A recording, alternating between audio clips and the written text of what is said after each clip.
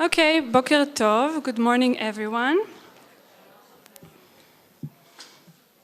Welcome to Bridging the Gap, Museum Education in the 21st Century, an international conference held on the occasion of the 50th anniversary of the Israel Museum, Jerusalem.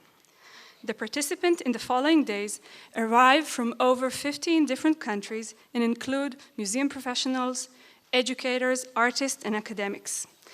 The Ruth Youth Wing for Art Education is proud to be the initiator and planner of this conference, and we thank in advance all the Youth Wing staff for their hard work on this project and its production. So, I would like to invite Mr. James Snyder, the museum director, to speak and greet us. Welcome, James. Good morning to all of you. Thank you. Orna, where are you? Come forward. You know, I know many of our guests from outside of Israel spent yesterday at the museum. I hope that they all saw Orna Gronot's fantastic Happy Birthday exhibition in the Youth Wing. It's really spectacular. And if you haven't seen it, I'm sure Tali's going to make time for everyone to get there during the course of your program. Anyway, Orna, you're fantastic, but you got the number wrong. I think we have 18 countries that are represented, including guests and speakers from outside of Israel and guests and speakers from in the country. So it's really very nice. I think you all know it's the 50th anniversary of the museum.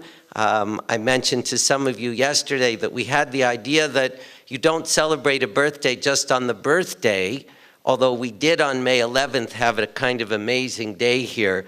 I wish you'd all been here. There were 12,461 guests, and they represented everyone in Israel. And you know, there were two things that Teddy Kollek had in mind when he founded the museum 50 years earlier than May 11th, 2015. And one of them was this notion of cultural democracy. It was the notion that a museum should be a place of national stature, whether or not you are a national institution, and we're not, we're a private institution. And he also felt that a museum should be a place about education. Actually, a museum should be a place about teaching people about material culture. I mean, his focus was very Israel-centric at the moment because Israel was only 17 years old, and he was worried that all of the people who were in Israel, who were arriving to Israel, who would be growing up here, would be so busy with other priorities that they just wouldn't have time for culture.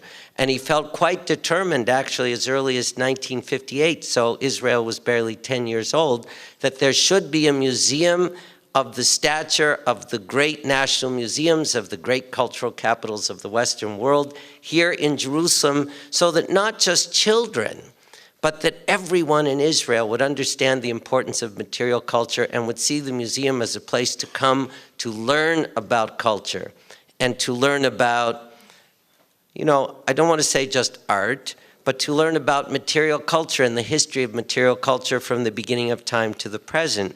And this was critically important for him.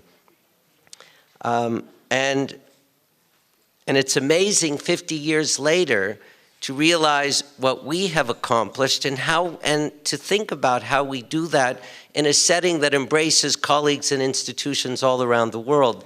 My own museum history started, I think some of you know, at the Museum of Modern Art in New York. When I arrived there, the education program, where's that Wendy Moon? There she is. Wendy Moon, who is there now, and I discussed this yesterday. When I first arrived at MoMA, it was still basking in the glow of a guy named Victor D'Amico, who really created the field of museum education in America. And in a way, at that time, MoMA had the prize-winning museum education program. And not to diminish it, but yet it was about embracing a small group of students and older aficionados of culture who could be engaged in the notion of education in a museum setting. When I arrived here 18 years ago, I was astonished to see that the education wing of the Israel Museum was one of the 4 curatorial wings of the museum. We had archaeology, Jewish world culture, the fine arts, and education. And in our program in education, then and still today, we were teaching 100,000 participants, not just bringing them in on a bus, giving them a tour and sending them home, but actually engaging with them, teaching them in courses, beginning with preschool kids coming through, adults, mature adults, retired folks who wanted to participate and to continue to have ongoing learning and culture. And it was astonishing to me, and it continues today to be that way. And Norit Shiloh-Cohen, who was actually the head of the youth wing then, is here now. And Tali, her twice later successor, is not only here, but really shepherded bringing all of you together for this conference just now. And I only want to tell you that you all know how important educating in our settings is, here and everywhere else in the world. And perhaps you might stop for a moment to think that in the whole year-long celebration that we're making at this museum, we felt that among the conferences, openings, exhibitions, programs that we would do all year, we wanted to have this moment.